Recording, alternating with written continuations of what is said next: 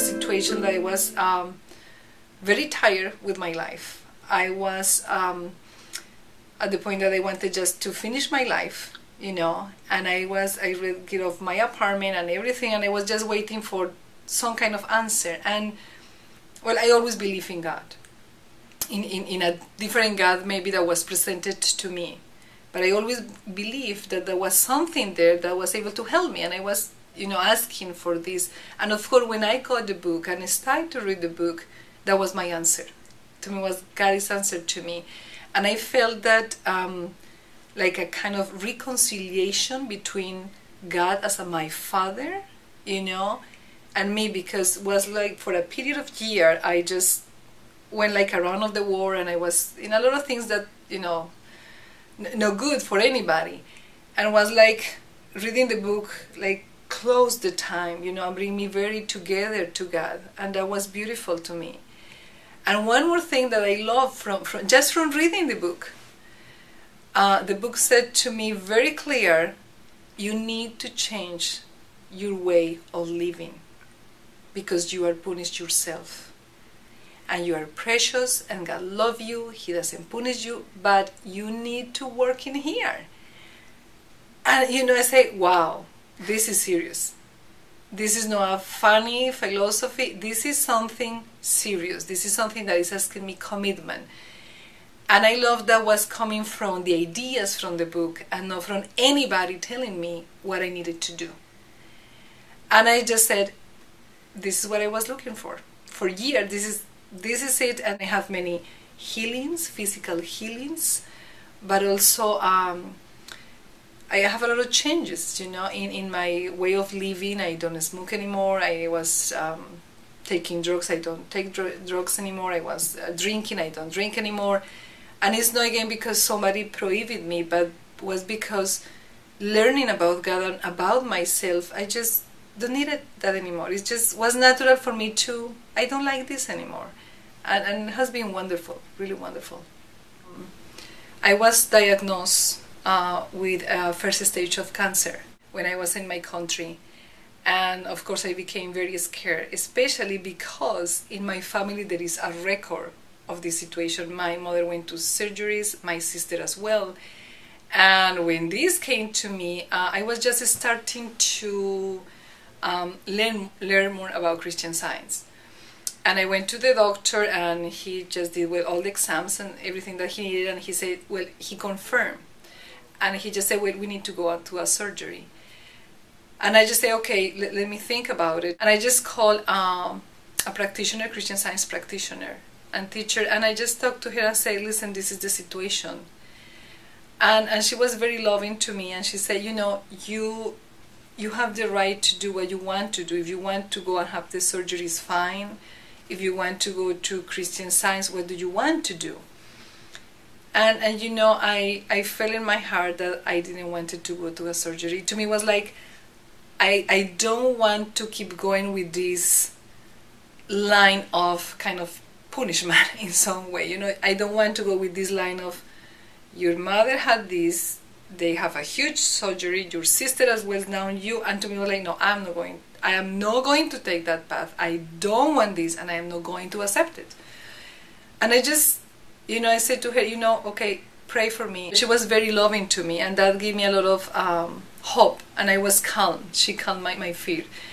And I just started to study the Bible. I just went to my understanding, and I said, you know, Father, I want to know more about you, and that is my focus. I stopped thinking pain, because I did have pain. I just was like, I closed it and I said no more, and you are no more. And it went on, and I mean, I forgot completely. And when I was going to have my first kid, I needed to go to, you know, all the medical examinations. I just say, okay, Father, this is the time to see what's happening here. And I was completely fine. I mean, they don't find anything wrong. I mean, perfect.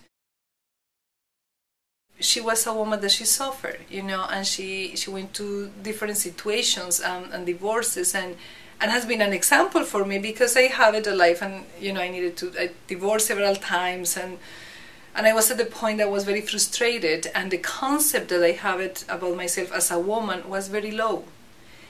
And knowing her and her achievements helped me to realize that it's never late to start. It's never late for a beginning. It's never late to have a mission, for yourself, and to feel that you are useful.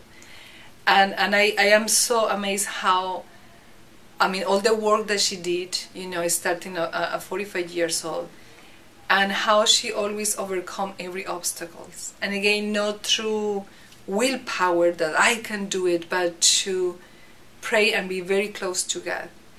And I love that she always said to anybody that wants to know her, she always say, follow me in the books.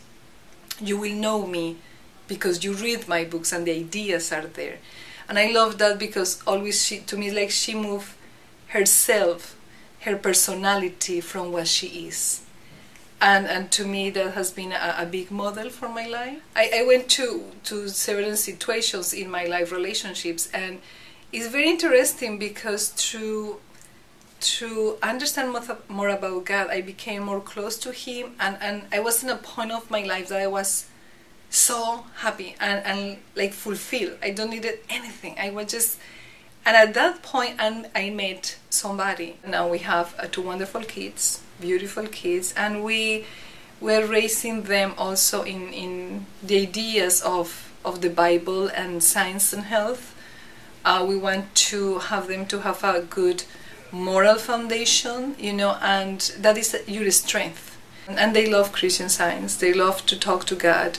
And it's very comforting for us. And I always stand up, very strong in my conviction and my understanding of God and His goodness and His presence, and knowing that He's not just with me. He's the presence that is right there in the whole world. He's right there, and He's touching every heart. She's talking to everyone. He's giving the answer to everyone. Because God is available to everyone, and that is the beautiful thing.